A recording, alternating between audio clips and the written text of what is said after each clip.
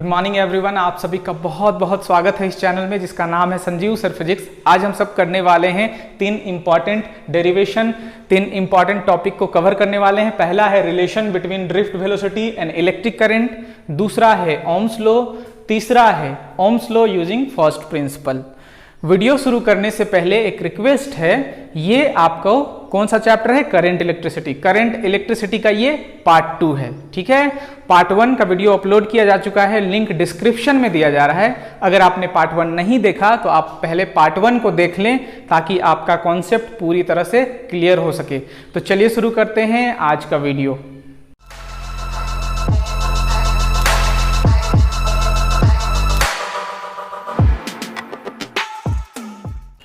सबसे पहले हम सब डिराइव करेंगे relation between drift velocity and electric current. Drift velocity और इलेक्ट्रिक करंट में रिलेशन क्या है?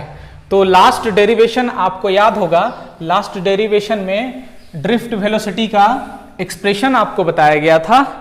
ड्रिफ्ट वेलोसिटी का एक्सप्रेशन कैलकुलेट किया गया था, डिराइव किया गया था। वी डी वो था E tau by mass of electron, ठीक है। जो चार्ज पार्टिकल जिसका चार्ज यहां लेंगे उसका मास भी यहां होगा। ये इलेक्ट्रिक फील्ड है और ये रिलैक्सेशन टाइम है, ठीक है।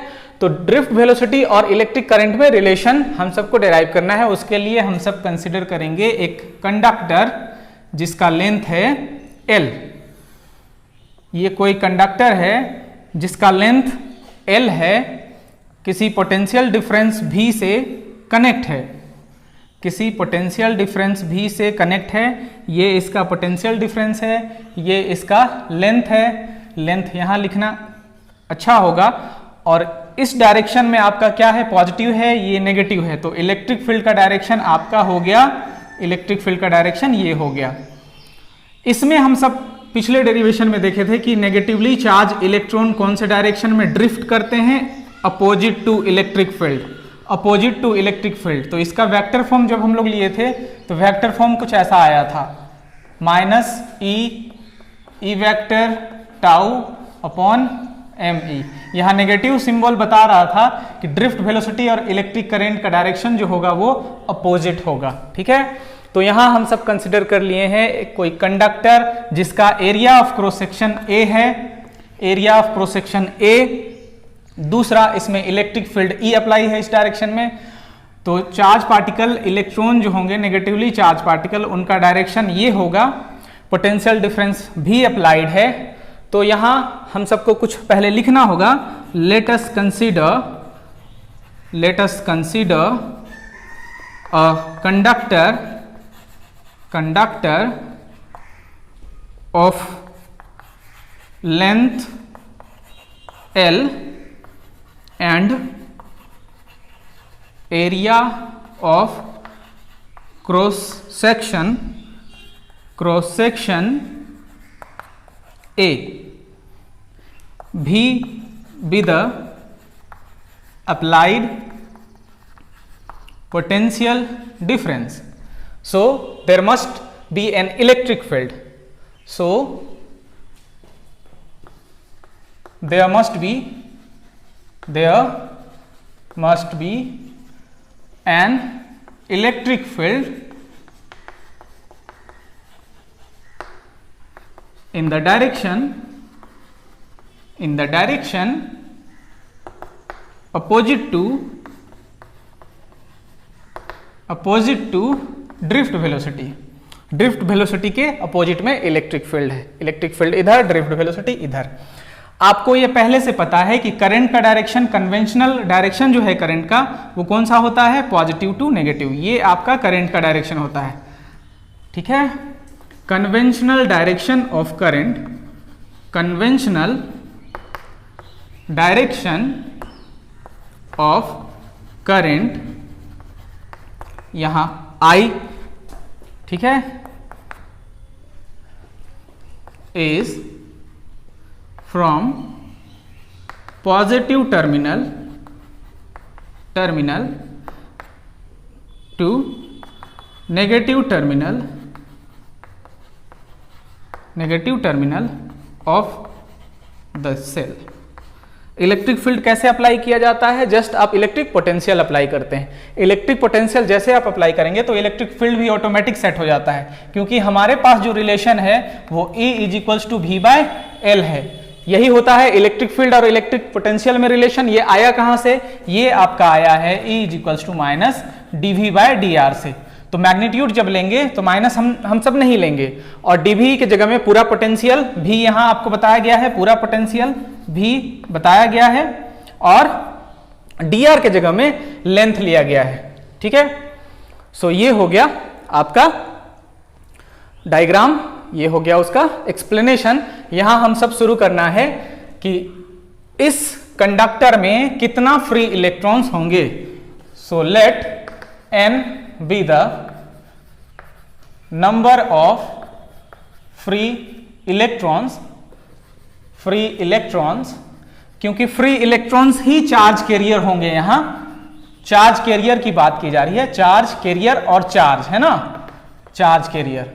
n be the number of free electrons per unit volume, per unit volume में है। ठीक है, यूनिट वॉल्यूम में n number of free electrons है।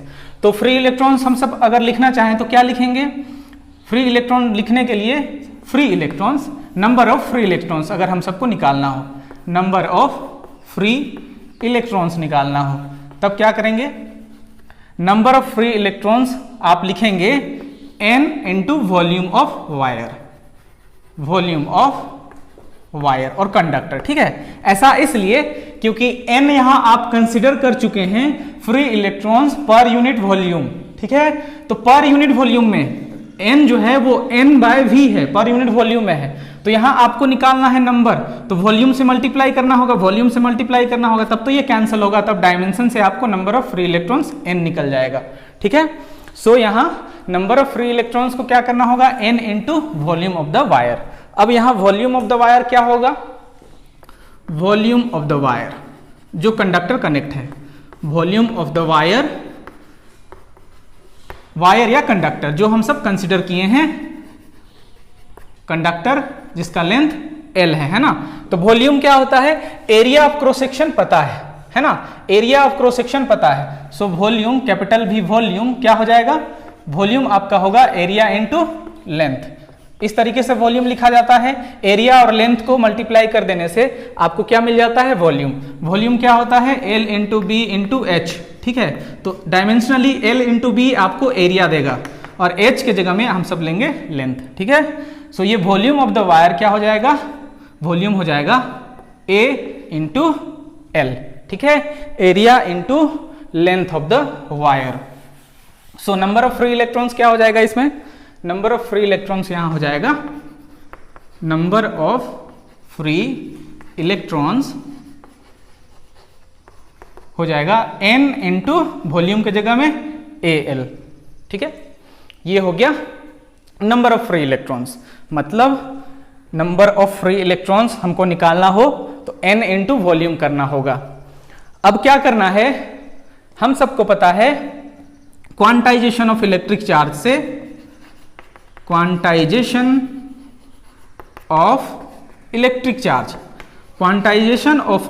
चार्ज के अकॉर्डिंग टोटल चार्ज Q कितना होता है? Number of charge particle times elementary charge, मतलब integral multiple of elementary charge. E का वैल्यू आपको पता है, n का वैल्यू क्या होता है? +-1 +-2 इंटीजर्स होता है।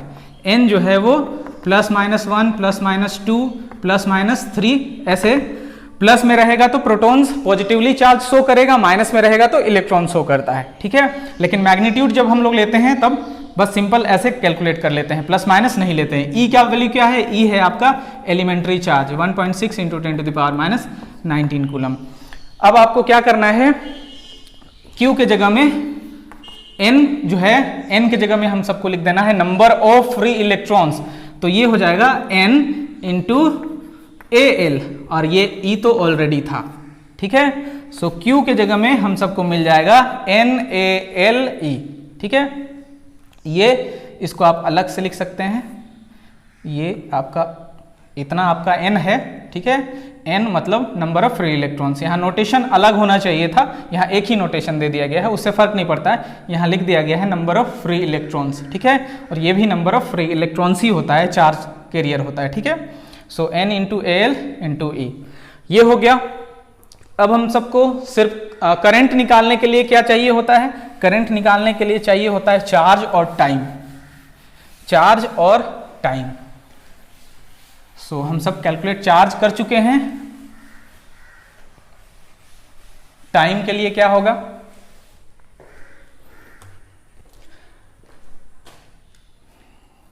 स्पीड आपको पता है डिस्टेंस अपॉन टाइम होता है, या फिर वेलोसिटी अगर इसको बोला जाता, वेलोसिटी, तब यहां हम सब लेते displacement upon time, displacement upon time, ठीक है। तो वेलोसिटी के जगह में हम सब लेते हैं कौन सा वेलोसिटी? Drift velocity. और डिस्प्लेसमेंट जो होता वो इतना डिस्प्लेसमेंट लेंथ एल होता, और टाइम कंसीडर कर लेते टी लग रहा है, ठीक है। तो ये आपका हो जाता टी। टी यहां से आप अगर निकालते तो क्या हो जाता? टी ये हो जाता एल अपॉन ड्रिफ्ट वेलोसिटी। ये टी का वैल्यू हो गया। अब यहां से करंट निकल जाएगा, करंट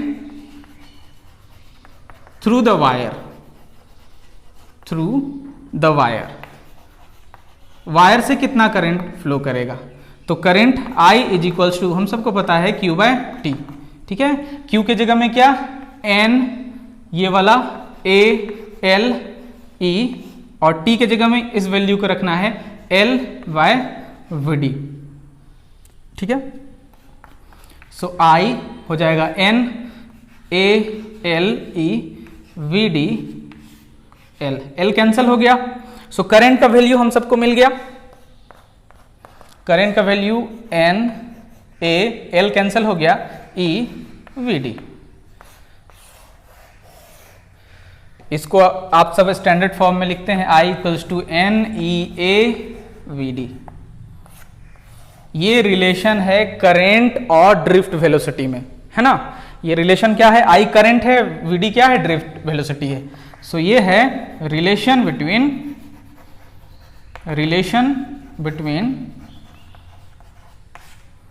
करंट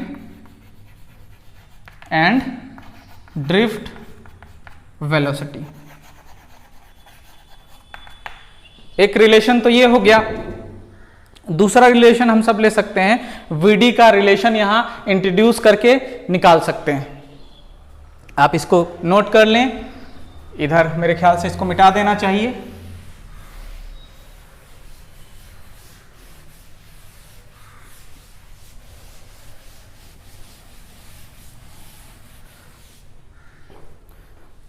अगर इस रिलेशन का यूज यहां कर लिया जाए तो ये फॉर्मेट बदल जाएगा। I इज इक्वल्स टू क्या हो जाएगा? N E A VD, ठीक है। ये रिलेशन है, ठीक है। इसको हम लोग आगे बढ़ाते हैं, VD का यूज करते हैं। VD ड्रिफ्ट वेलोसिटी का expression E relaxation time upon mass of electron, ठीक है। So I is equals to N E A VD के जगह में E टाउ M E। ये भी एक रिलेशन हो जाता, लेकिन ये रिलेशन करंट और ड्रिफ्ट वेलोसिटी में नहीं, ये रिलेशन हो जाता करंट और N E स्क्वायर A और टाउ इलेक्ट्रिक फील्ड में, ठीक है। करंट और इलेक्ट्रिक फील्ड में ये रिलेशन हो जाता। मोबिलिटी का वैल्यू आपको पता है, मोबिलिटी का लास्ट वीडियो में हम सब देख चुके थे। क्या रिलेशन होता है? Drift velocity per unit electric field, ठीक है। So drift velocity VD is equals to mu E। इसका भी यूज हम सब यहां कर सकते थे। I is equals to N E A VD के जगह में, ड्रिफ्ट वेलोसिटी के जगह में म्यू E। ये भी एक रिलेशन आपको मिलता है। ये सारे रिलेशन न्यूमेरिकल्स में बहुत इंपॉर्टेंट हैं, न्यूमेरिकल्स में बहुत काम आएंगे ये सारे रिलेशन।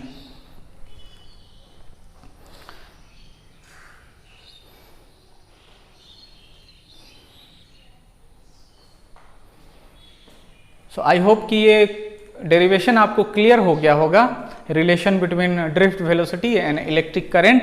यहाँ रिलेशन ये करंट और मोबिलिटी में है, और यहाँ रिलेशन करंट और इलेक्ट्रिक फील्ड में है।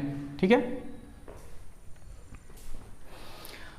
अब हम सब दूसरा डेरिवेशन की ओर चलेंगे। दूसरा क्या है? Ohm's law.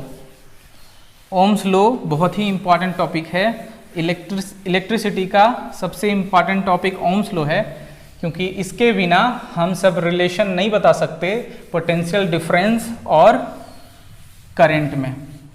इसको ओम्स लॉ को किसने दिया था? Ohm's law was given by George Simon Ohm. George Simon Ohm के द्वारा दिया गया था। ओम्स लॉ 1828 में दिया गया था। बहुत ही इंपॉर्टेंट टॉपिक है Ohm's law.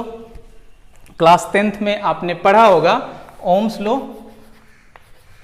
Ohm's law, Ohm's law दिया गया था जॉर्ज साइमन ओम के द्वारा।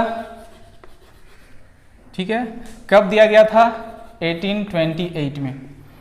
ये हम सबको क्या बताता है? ये बताता है relation between current and voltage और potential difference. Potential difference and current के बीच में रिलेशन बताता है। ठीक है, ओम्स लॉ कंडक्टर के लिए वैलिड है, वैलिड फॉर कंडक्टर्स। ये सेमीकंडक्टर के लिए नहीं वैलिड है, नॉट वैलिड यानी invalid for semiconductor.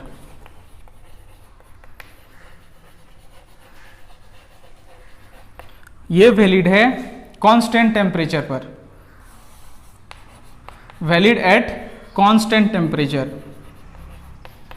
Constant temperature, temperature के साथ साथ प्रेशर और फिजिकल कंडीशन भी कांस्टेंट होना चाहिए। टेम्परेचर, प्रेशर, फिजिकल कंडीशन में ह्यूमिडिटी भी आता है। ठीक है, फिजिकल कंडीशन। ठीक है, सो ये कुछ पॉइंट्स हैं ओम्स लॉ के। स्टेटमेंट हम सब देखेंगे। स्टेटमेंट हम सबको पता है, जो स्टेटमेंट है ओम्स लॉ का, स्टेटमेंट क्या है जिसको हम लोग V प्रोपोर्शनल टू I कहते हैं, वो स्टेटमेंट क्या है? ये रिलेशन बताता है करंट और वोल्टेज के बीच में। कैसा रिलेशन है करंट और वोल्टेज के बीच में? So current flowing through any conductor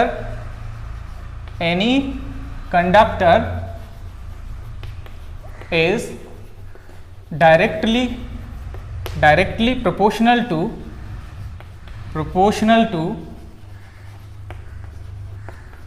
applied potential difference, which is voltage, sometime called voltage, applied potential difference across that conductor। एक स्टेटमेंट तो यहां छूट गया, current flowing through any conductor is directly proportional to applied potential difference और across that conductor. ये कब valid है? At constant temperature and other physical, यहां पर लिखना है एट कांस्टेंट टेम्परेचर,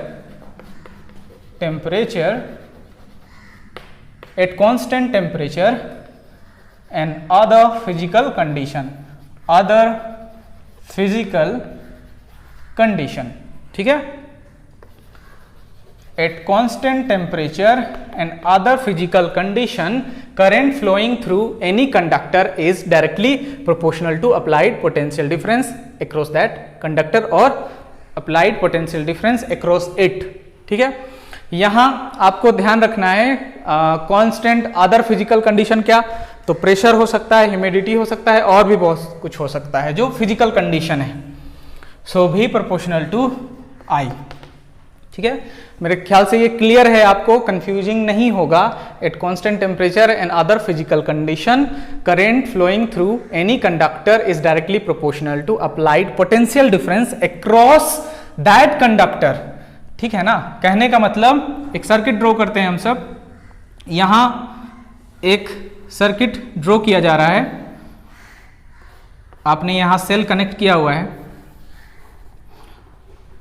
और यहां एक कंडक्टर आपने कनेक्ट कर दिया। ए बी कोई कंडक्टर है,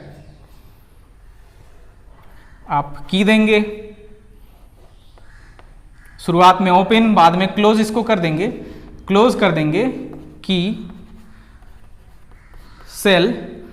तो यहां जो पोटेंशियल होगा VA और यहां पोटेंशियल VB, यहां आपने अप्लाई किया है V। ठीक है, तो जो भी अप्लाई करेंगे सीरीज में वो कंप्लीटली ड्रॉप करता है। So V is equals to VA minus VB, potential at V drop जो करेगा वो V, पोटेंशियल डिफरेंस जो बोलेंगे, V क्या है, पोटेंशियल डिफरेंस, V है आपका पोटेंशियल डिफरेंस, कितना है VA माइनस VB, यहां का पोटेंशियल VA, यहां का पोटेंशियल VB। ठीक है, तो ये कंडक्टर के अक्रॉस जितना करंट फ्लो करेगा, यहां से करंट आपको यहां से फ्लो कर रहा है I, जो भी करंट इस पर फ्लो करेगा वो डायरेक्टली प्रोपोर्शनल होगा पोटेंशियल डिफरेंस के, इसके अक्रॉस में बोला गया है ना। यहां V प्रोपोर्शनल टू I जो बोला गया है वो पोटेंशियल ये V, VA VB का डिफरेंस। ठीक है, ये पोटेंशियल और V क्या हो गया, potential difference is directly proportional to applied, directly proportional to current flowing through it. ठीक है, इस पर जो करंट फ्लो करेगा। सो इस केस में हम सब क्या करेंगे, एक कांस्टेंट लेते हैं और प्रोपोर्शनलिटी साइन को हटाने के लिए वो हमारा R होता है, और R क्या है, R है constant of proportionality, constant of proportionality,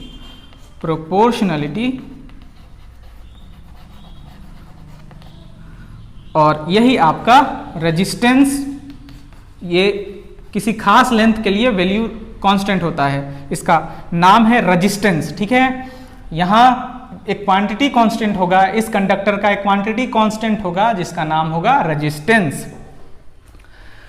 so Ohm's law relation बताता है पोटेंशियल डिफरेंस और करंट के बीच में किसके माध्यम से, किसके हेल्प से, रेजिस्टेंस के हेल्प से। सो रेजिस्टेंस यहां हम सबको मिल जाता है, resistance V upon I। SI unit क्या होता है, SI यूनिट होता है ओम और डिनोट किया जाता है ओमेगा, है ना, ओमेगा। और ये 1 ओम कब होगा रेजिस्टेंस, जब 1 वोल्ट पोटेंशियल होगा और करंट 1 एम्पियर होगा। ठीक है, 1 एम्पियर। ठीक है, सो 1 ओम को कैसे डिफाइन करेंगे, define 1 ohm of resistance, quantity scalar होगा,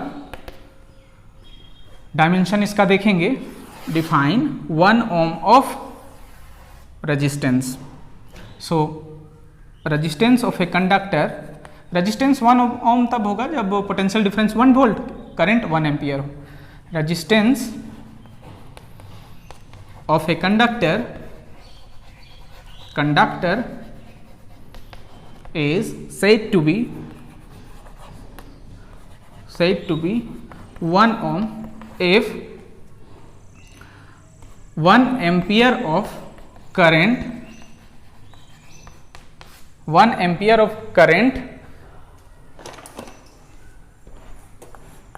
flows through that conductor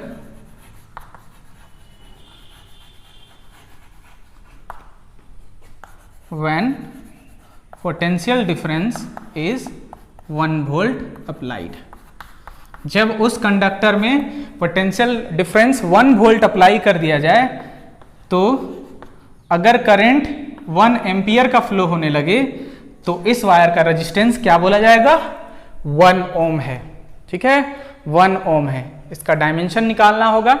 dimension कैसे निकलेगा, डायमेंशन बहुत आसान है, डायमेंशन निकालने के लिए इन दोनों का डायमेंशन पता होना चाहिए। इसका डायमेंशन निकालना बहुत ही आसान है। डायमेंशन आप कैसे निकालेंगे, डायमेंशन v का पता होना चाहिए, i का पता होना चाहिए। तो डायमेंशन जब निकालेंगे तो v का आपको क्या है, v का वैल्यू होता है w/q और यहाँ ऑलरेडी ये i है।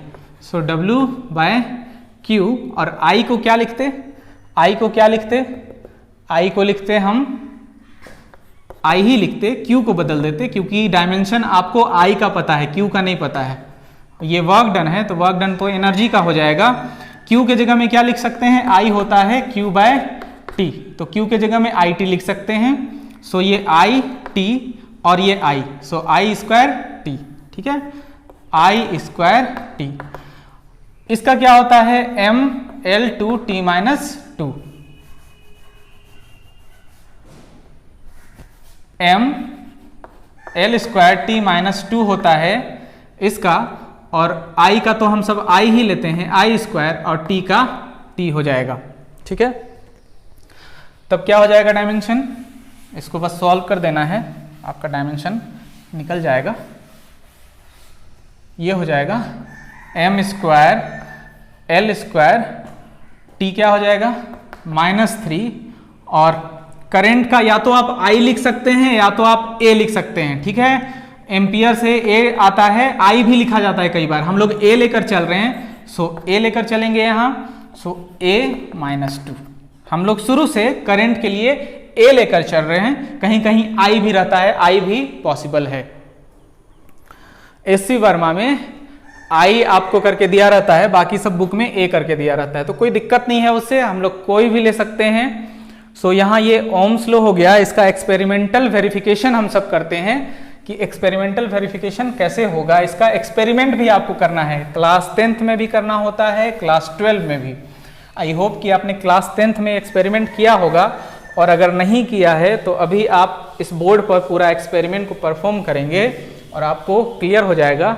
इसके लिए आप वीडियो भी देख सकते हैं, एमीटर वोल्ट मीटर पर भी वीडियो अपलोड किया गया है और ओम्स लॉ पर भी वीडियो अपलोड किया जाएगा। Experimental verification of Ohm's law अभी हम लोग देखने वाले हैं, कैसे एक्सपेरिमेंटल वेरिफिकेशन करेंगे ओम्स लॉ का। सो ओम्स लॉ एक्सपेरिमेंटल वेरिफिकेशन है ना, यहाँ क्या चलेंगे हम लोग,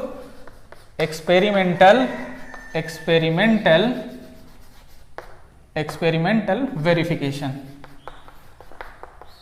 कैसे इसका एक्सपेरिमेंट आप करेंगे, तो इसके लिए आपको चाहिए एक एमीटर, ठीक है। एपरेटस जो चाहिए वो चाहिए एमीटर, एक चाहिए वोल्ट मीटर,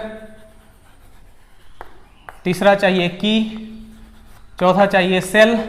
सेल के जगह में आप यूज कर सकते हैं बैटरी एलिमिनेटर, बैटरी एलिमिनेटर भी यूज कर सकते हैं क्योंकि वो सेल को रिप्लेस करता है।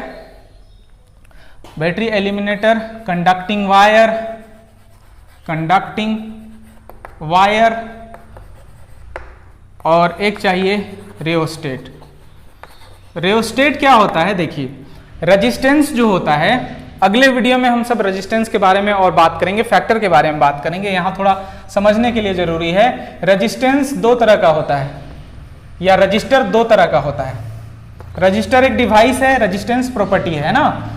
रजिस्टर एक डिवाइस है जिसमें रेजिस्टेंस होता है, एक तो होता है अपना फिक्स्ड वैल्यू और दूसरा होता है वेरिएबल, ठीक है। तो जो फिक्स होता है उसमें आपका जो वैल्यू होता है वो फिक्स होता है, 5 ओम 1K ओम ये फिक्स होता है, और वेरिएबल जो होता है उसको रियोस्टेट कहते हैं।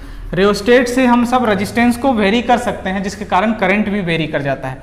उसका सिंबल ऐसा होता है, एक सिंबल ऐसा भी होता है, कोई भी सिंबल आप यूज कर सकते हैं, और फिक्स रेजिस्टेंस का वैल्यू ऐसा होता है, फिक्स को ऐसे सिंबल में प्रेजेंट करते हैं। तो एक रियोस्टेट चाहिए। इतना करने के बाद आप एक रियोस्टेट के साथ साथ एक और आपको चाहिए होगा कंडक्टर, जिसका रेजिस्टेंस निकालना है। कंडक्टिंग वायर तो कंडक्ट करने के लिए, कंडक्टर और रजिस्टर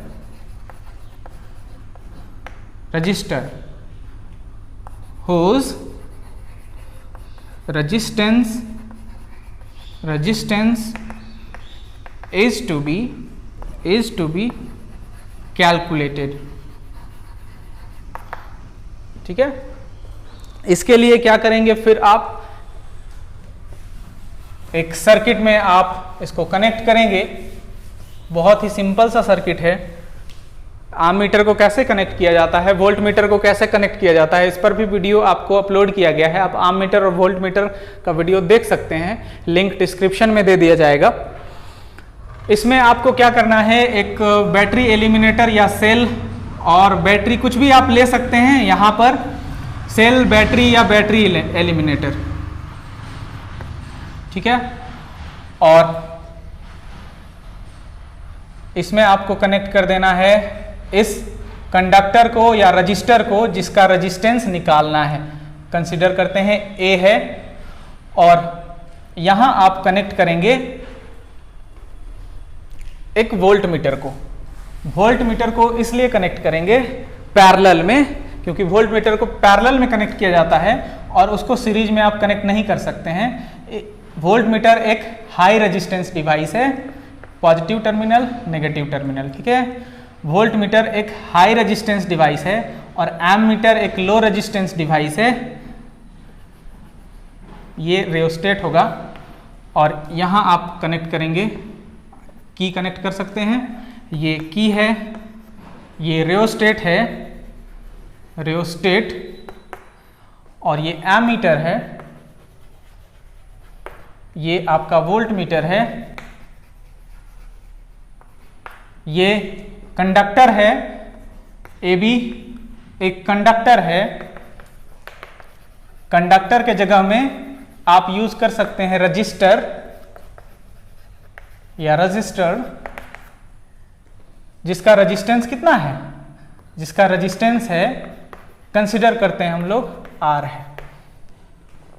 तो इसमें आपको करना क्या रहता है, इसमें आपको रियोस्टेट का वैल्यू यहां से चेंज करना पड़ता है, इसको स्लाइड करना पड़ता है और एम मीटर और वोल्ट मीटर का रीडिंग लेना पड़ता है। जैसे यहां आपको सीरियल नंबर रहता है, यहां आपको रहेगा वोल्ट मीटर, यहां रहेगा एम मीटर और यहां रहेगा रेजिस्टेंस। तो रेजिस्टेंस क्या होता है, V बाय आई। ठीक है, और रीडिंग कैसे लिया जाता है उसके लिए तो वीडियो आपको बताया ही गया है, डिस्क्रिप्शन में दिया गया है वो लिंक, आप उसको देखकर एम मीटर और वोल्ट मीटर का रीडिंग आप लेने का तरीका सीख सकते हैं। वोल्ट मीटर और एम मीटर का यहाँ रीडिंग आता है। जैसे एग्जाम्पल के लिए रीडिंग जो हमारे पास आता है वो करंट जो है 0.5, 1.0, 1.5, 2.0, 1 वोल्ट, 2 वोल्ट, 3 वोल्ट, 4 वोल्ट, ऐसे करके वोल्टेज आप बढ़ाते जाएंगे तो करंट का कुछ और वैल्यू मिलते जाएगा। उसके अकॉर्डिंग यहाँ आप रेजिस्टेंस का वैल्यू भी निकाल सकते हैं। आर का वैल्यू यहाँ क्या आ जाएगा, जरूरी नहीं कि ऐसा ही वैल्यू हो, ऐसा वैल्यू आएगा जिससे आर का वैल्यू फिक्स हो। यहाँ आर का वैल्यू क्या आएगा, तो यहाँ से हमको मिल जा रहा है करंट, यहाँ से मिल रहा है वोल्टेज। ठीक है, सो 1 वोल्ट डिवाइड बाय 0.5 एम्पियर, सो ये हो जाएगा 2 ओम। इसी तरह यहाँ भी 2 वोल्ट डिवाइड बाय 1.0 एम्पियर, ये क्या हो जाएगा 2 ओम, यहाँ भी 2 ओम, यहाँ भी 2 ओम। इस तरह से ये जो वायर यहाँ गिवन होगा उसका रेजिस्टेंस कांस्टेंट होगा, रेजिस्टेंस इज कांस्टेंट। अगले वीडियो में हम सब देखेंगे रेजिस्टेंस और रेजिस्टिविटी कौन से फैक्टर पर डिपेंड करता है, बहुत ही इंटरेस्टिंग है वो डेरिवेशन। यहाँ हम सबको एक छोटा सा डेरिवेशन बाकी है, उसको हम सब करेंगे फर्स्ट प्रिंसिपल से ओम्स लॉ को डिराइव करना। तो आई होप कि ओम्स लॉ में ये आपको एक्सपेरिमेंटल वेरिफिकेशन समझ में आया होगा। यहाँ आपको करना कुछ नहीं है, सर्किट को कनेक्ट करना पड़ता है। और एक बात का आपको ध्यान रखना है, यहाँ कंडक्टर जो रजिस्टर लेंगे वो थोड़ा रेजिस्टेंस वाला होना चाहिए। प्योर कंडक्टर, कंडक्टिंग वायर को आप नहीं जोड़ेंगे। कंडक्टिंग वायर को अगर आप जोड़ेंगे तो क्या होगा, ये आपको कंडक्टर हो जाएगा। रजिस्टर इसमें बहुत कम रेजिस्टेंस होगा तो ये आपको वैल्यू बहुत कम देगा, तो आप यूज नहीं कर सकते हैं, ओम्स लॉ वेरीफाई इसमें नहीं कर सकते हैं। इसमें जो रेजिस्टेंस का जो वैल्यू आता है उसको ग्राफ से हम सब कैलकुलेट कर सकते हैं। ग्राफ जो यहाँ देता है वो स्ट्रेट लाइन रहता है क्योंकि डायरेक्टली प्रोपोर्शनल है। यहाँ वी आई ग्राफ जो हम सबको मिलता है, वी आई ग्राफ वो डायरेक्टली मिलता है, या फिर IV ग्राफ अगर आप ड्रॉ करते तब भी वो डायरेक्टली मिलता, IV ग्राफ भी आप ड्रॉ करते तब भी डायरेक्टली मिलता है। इस पर एक न्यूमेरिकल रहता है जिसको आपको करना होता है। यहां आपको याद रखना है कि स्लोप जो है, स्लोप वो हमेशा tan थीटा के द्वारा डिफाइन होगा और स्लोप हमेशा रेजिस्टेंस बताएगा, ठीक है। और इसमें स्लोप जो है वो 1 बाय रेजिस्टेंस बताएगा, कोट थीटा के द्वारा यूज होता है। आप इसको करके देख सकते हैं। कोई भी दो पॉइंट, इसी को आप अगर ग्राफ बनाना चाहते तो कैसे बनाते, इसी को अगर आप चाहते कि ग्राफ बनाना है तो अलग अलग हम लोग इसको बनाकर देखते हैं, ठीक है। पहले VI में बनाकर देखते हैं, VI में कैसा ग्राफ आता है। इसको ग्राफ से आप सॉल्व करेंगे, क्लास 12 में ग्राफ से इसको करना होता है। कैसे करेंगे, पहले तो आप यहाँ V डिफाइन करेंगे, यहाँ I करेंगे, I एम्पियर में है, V वोल्ट में। I का वैल्यू एकदम लिखते जाएंगे, 0.5 एम्पियर, 1 एम्पियर, 1.5, 2 एम्पियर, ठीक है। इस तरह से आप इसको लिखेंगे। और इधर वोल्टेज का वैल्यू 1, 2, 3, 4 वोल्ट, ठीक है। अब ग्राफ जब बनाएंगे तो आप देखेंगे 1 के लिए 0.5, 1 के लिए 0.5 तो यहाँ पर इंटरसेक्ट करेगा। 2 के लिए 1, 2 के लिए 1 होगा वहाँ, 2 के लिए 1, यहाँ आ जाएगा 3 के लिए 1.5, 4 के लिए। तो इसको जब आप मिलाएंगे तो ये आपको स्ट्रेट लाइन में मिलेगा, ठीक है। अब आपको रेजिस्टेंस निकालना है तो इसमें क्या करना है, कोई भी दो पॉइंट को ले लेना है, कोई भी दो पॉइंट को ले लेना है, कोई भी दो पॉइंट को कंसीडर कर लेना है। मेरा मन है कि इन दोनों पॉइंट को कंसीडर किया जाए, तो इसको यहाँ आप मिला देंगे और इसको आप यहाँ मिला देंगे। थोड़ा फिगर को आपको ठीक से बनेगा, इसमें तो रफली बन रहा है फिगर। ये इससे मिल जाएगा और ये वाला इससे, तो यहाँ एक ट्रायंगल बन जाएगा। ये थीटा है तो ये भी आपका थीटा हो जाएगा, ये ABC, ठीक है। अब आपको बोला गया है tan थीटा स्लोप और वो रेजिस्टेंस बताता है, वो क्लियर हो जाएगा अभी। tan थीटा हमारा क्या होता है, परपेंडिकुलर बाय बेस, ठीक है। परपेंडिकुलर क्या है हमारा, परपेंडिकुलर ये है BC, परपेंडिकुलर है BC और बेस क्या है AC, बेस है हमारा AC। सो BC क्या हो जाएगा, BC जब आप निकालेंगे तो ये वैल्यू मतलब 2 - 1, 2 - 1, AC निकालेंगे तो क्या हो जाएगा 1 - 0.5, 1 - 0.5। सो ये 1/0.5 ये आपका आ गया 2 ओम, ठीक है। ये आपको 2 ओम आ गया। और ये रेजिस्टेंस कैसे बता रहा है तो आप यहां देखिए, ये BC आपको क्या बता रहा है, BC आपको वोल्टेज बता रहा है, ठीक है। BC आपको BC बाय AC निकालना है। BC आपको क्या बता रहा है, वोल्टेज, और AC क्या बता रहा है, करंट बता रहा है, ठीक है। वोल्टेज बाय करंट क्या होता है, रेजिस्टेंस होता है, V = IR होता है ना। सो V बाय I क्या हो जाएगा, R हो जाएगा। सो ये VI ग्राफ में इस तरह से आप रेजिस्टेंस निकाल सकते हैं। दूसरी बात, आप IV ग्राफ में भी निकाल सकते हैं। तीसरी बात, कोई भी दो पॉइंट आप ले सकते हैं। अगर आपका मन है ये पॉइंट और ये पॉइंट, तब आप क्या करते हैं, ये पॉइंट के लिए ये पॉइंट के लिए 3 - 1, ये दोनों पॉइंट के लिए 3 - 1, और इसके लिए क्या हो जाता 1.5 - 0.5, तो ये 2 और ये क्या हो जाता है 1, फिर से ये 2 ओम आता। तो कभी भी आपका इस वैल्यू के लिए 2 ओम जैसे आ रहा है, हमेशा ग्राफ से भी 2 ओम आएगा, इससे भी 2 ओम आ जाएगा कैलकुलेशन से, ठीक है। दूसरी बात, आप IV ग्राफ में भी इसको चेक कर सकते हैं। IV ग्राफ में अगर आप इसको चेक करना चाहें तो कैसे चेक करेंगे उसको भी बता दिया जा रहा है। IV ग्राफ में इसको एक्सपेरिमेंट भी करना है। इस वीडियो को आप लास्ट तक जरूर देखें ताकि आपका कॉन्सेप्ट क्लियर हो सके। अब हम सब देखते हैं कि IV ग्राफ में ये कैसे रेजिस्टेंस का वैल्यू देगा, और उसमें हम सबको क्या करना है, 1 स्लोप निकालना पड़ेगा। सो IV ग्राफ जब हम लोग बनाएंगे तो IV ग्राफ में क्या करेंगे, इधर ले लेंगे करंट को जो एम्पियर में था, और इधर ले लेंगे वोल्टेज जो वोल्ट में था, ठीक है। तो इस केस में क्या करना है, करंट को इधर बनाना है, करंट का वैल्यू 0.5, 1, 1.5, 2, और वोल्टेज को इधर बना देना है। ये 1 वोल्ट, 2 वोल्ट, 3 वोल्ट, 4 वोल्ट। ये एक सैंपल के लिए वैल्यू आपको गिवन है, जरूरी नहीं ऐसा ही रीडिंग है, रीडिंग कुछ फ्लक्चुएट कर सकता है, लेकिन रेजिस्टेंस हमेशा आपको कांस्टेंट मिलेगा। तो जब आप इसको मिलाएंगे, ठीक है, जब आप इसको मिलाएंगे तो ये आपको पॉइंट ऐसे मिलेगा कि स्ट्रेट लाइन बन जाए। यहाँ थोड़ा हो सकता है कि ये आपको स्ट्रेट लाइन नहीं भी बने, पर इसको जब आप मिलाएंगे तो ये आपको स्ट्रेट लाइन जरूर बनेगा। ग्राफ पेपर में जब आप इसको करेंगे तो स्ट्रेट लाइन ही बनेगा, और स्ट्रेट लाइन आपको मिल जाता है, ठीक है। तो इसमें आपको क्या करना है, यहां आपको 1 बाय स्लोप निकालना है, क्योंकि ये आपका है IV ग्राफ, और 1 बाय स्लोप या फिर 1 बाय टेन थीटा, ठीक है। सो 1 बाय टेन थीटा मतलब आप कह सकते हैं कोट थीटा, और वो क्या हो जाएगा B बाय P, क्योंकि टेन थीटा होता है P बाय B।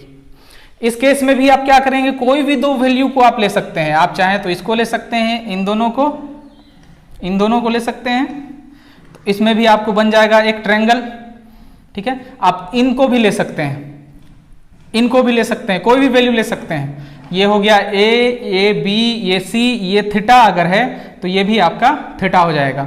सो आपको करना क्या है, इसमें आपको बेस क्या है AC, बेस है हमारा AC, और परपेंडिकुलर क्या है BC, परपेंडिकुलर BC। तो इसमें आपको क्या कर देना है, AC क्या बताएगा, AC आपका बताएगा वोल्टेज, ठीक है, और BC क्या बताएगा, BC बताएगा current. So V by I, ये आपको फिर से रेजिस्टेंस मिल रहा है ना, V बाई आई रेजिस्टेंस मिल रहा है, यहाँ दिख रहा है कितना रेजिस्टेंस मिल रहा है। तो फिर से वैल्यू को रख देना, AC का वैल्यू कितना, AC का वैल्यू 2 - 1, और BC का वैल्यू 1 - 0.5, 1 - 0.5, फिर से ये 1 0.5 और ये 2 ओम। कोई भी दो पॉइंट को आप लेंगे, कोई भी दो पॉइंट को आप अगर लेंगे तो आपको मिलेगा रेजिस्टेंस। आप कोई भी दो पॉइंट ले सकते हैं, आप चाहें तो इसको भी ले सकते हैं, इसको इसके साथ इसको ले सकते हैं, ठीक है। कोई भी दो पॉइंट लेंगे, आपको रेजिस्टेंस का वैल्यू इस डाटा के लिए, यहां जो डाटा दिया गया था उसके लिए 2 ओम आएगा, ठीक है। अंतर बस यही है कि यहाँ VI ग्राफ जब हम लोग लेंगे तो यहाँ स्लोप लेंगे, और IV ग्राफ लेंगे तो 1 बाय स्लोप लेंगे, ठीक है। सो डाटा हम सबके पास मिला। VI ग्राफ में क्या होता है, VI ग्राफ में होता है स्लोप रेजिस्टेंस बताता है, ठीक है। स्लोप मतलब एंगल, ढाल, ठीक है। जितना ज्यादा एंगल होगा उतना ज्यादा रेजिस्टेंस होगा। यहां आपको समझना है, यहां 2 वायर का ओम्स लॉ में डाटा आपको दे दिया AB, आपसे पूछेगा कौन से वायर का रेजिस्टेंस ज्यादा है, तो किसका रेजिस्टेंस ज्यादा है, A का या B का। ऑब्वियसली B का एंगल बड़ा है, ठीक है, एंगल आपको देखना है, B का एंगल बड़ा है, सो B का रेजिस्टेंस बड़ा होगा A से।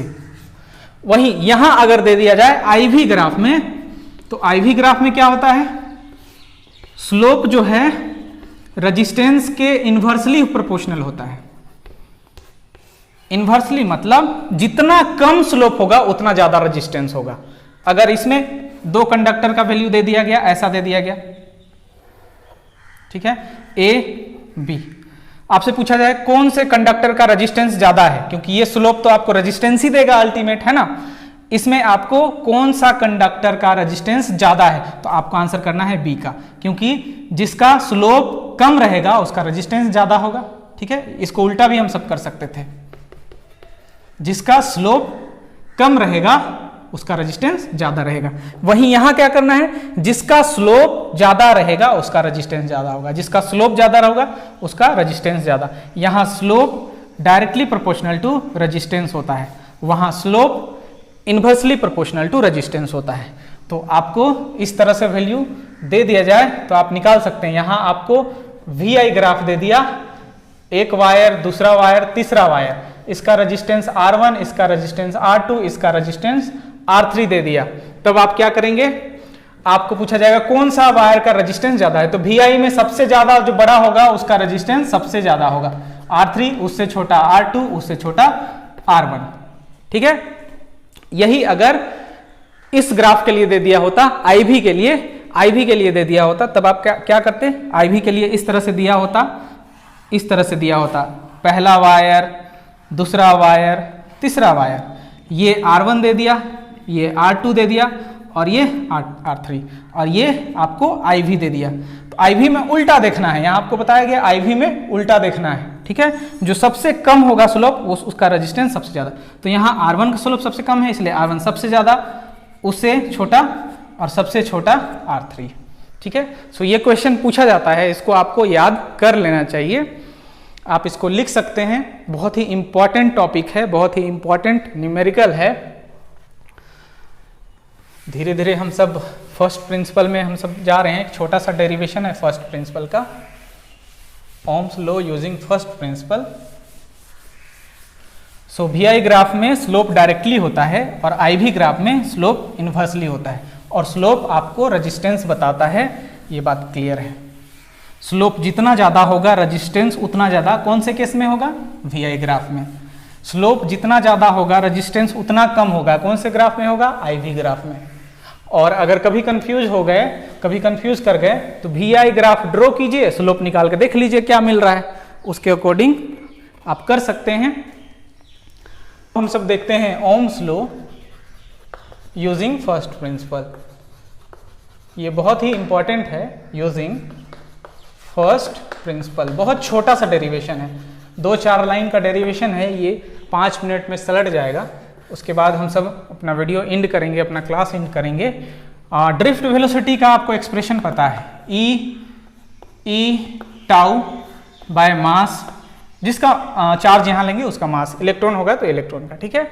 और ई का वैल्यू हम सबको पता है V/L। ये एक ऐसा इक्वेशन है जो इलेक्ट्रिक फील्ड को इलेक्ट्रिक पोटेंशियल से रिलेट करता है, ये आया है पोटेंशियल ग्रेडियंट से। तो VD क्या हो जाएगा हम सबके पास? VD हो जाएगा E के जगह में V/L लिखना है और ये हो जाएगा MEL, ठीक है। ये हम सबको VD का वैल्यू मिल गया। अब I का वैल्यू कितना था? रिलेशन बिटवीन, हम सब डिराइव कर चुके हैं, relation between current and drift velocity कितना निकाल चुके हैं? I = NEA VD, जहां पर N नंबर ऑफ क्या है? फ्री इलेक्ट्रॉन्स और charge carrier per unit volume, E है एलिमेंट्री चार्ज, A है area of cross section, VD drift velocity. VD का वैल्यू को यहाँ पुट कर देना है।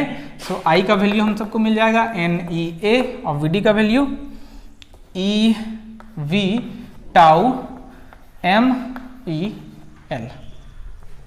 इसको थोड़ा सा सॉल्व कर लेना है, क्या हो जाएगा? NE² A टाउ, V को अलग करते हैं, MEL। V को अलग करने के पीछे कोई लॉजिक नहीं है, क्योंकि हम लोग ओम्स लॉ निकाल रहे हैं तो ऑब्वियसली V और I के बीच में रिलेशन ही निकालेंगे।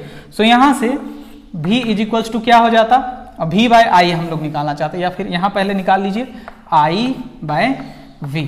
तो ये बचेगा NE² A टाउ MEL। और ओम्स लॉ से I/V नहीं, हम सबको चाहिए V/I, तो इसको जस्ट इन्वर्ट कर देंगे, V/I। V/I क्या हो जाएगा? Mass of electrons, length of the wire, NE² A tau. और ये आपका कांस्टेंट है। कैसे कांस्टेंट है? देखिए, मास ऑफ इलेक्ट्रॉन कांस्टेंट है, length of the wire constant है, हम लोग लेंथ जो लेंगे वो कांस्टेंट लेंगे, N मतलब नेचर ऑफ मटेरियल वो भी कांस्टेंट है, number of free electron per unit volume constant होगा किसी गिवन वायर के लिए, E एलिमेंट्री चार्ज, और उस वायर का A क्या होगा? एरिया ऑफ क्रॉस सेक्शन, वो भी कांस्टेंट होगा, और एरिया ऑफ क्रॉस सेक्शन मतलब थिकनेस, और रिलैक्सेशन टाइम भी कांस्टेंट होगा। सो ये आपका ओवरऑल हो गया resistance. So V/I = R, where R = MEL/NE² A tau. ये आपका पूरा जो टर्म हो गया, ये पूरा टर्म क्या है? कांस्टेंट है। ये बहुत ही इंपॉर्टेंट डेरिवेशन को यहाँ पर प्रोड्यूस करता है, जिसको हम सब आगे देखेंगे। यहाँ से हम सब रिलेट करेंगे तो R directly proportional to L मिलता है लेंथ, और R inversely proportional to area of cross section मिलता है, और आर नेचर ऑफ वायर पर भी डिपेंड करता है रेजिस्टेंस, और आर रिलैक्सेशन टाइम पर भी डिपेंड करता है, मतलब टेम्परेचर ऑफ द वायर। तो फैक्टर हम सब देखेंगे, उसमें हम सब और डील करेंगे कि आर जो है कैसे इन पर डिपेंड करता है, ठीक है, कैसे इन पर डिपेंड करता है। 4 फैक्टर पर रेजिस्टेंस डिपेंड करता है, उसको अगले वीडियो में देखेंगे जब हम लोग रेजिस्टेंस को और अच्छे से देखेंगे, उसका इलेक्ट्रॉनिक थ्योरी देखेंगे, उसके टाइप्स के बारे में देखेंगे, फैक्टर देखेंगे, रजिस्टिविटी देखेंगे। इसको हम सब करने वाले हैं नेक्स्ट पार्ट में। अगर ये वीडियो आपको अच्छा लगा तो आप इस वीडियो को लाइक कर सकते हैं, अपने दोस्तों के साथ शेयर कर सकते हैं, और आप हमारे FB पेज पर भी जुड़ सकते हैं, लिंक डिस्क्रिप्शन में है। Thank you so much for watching this video.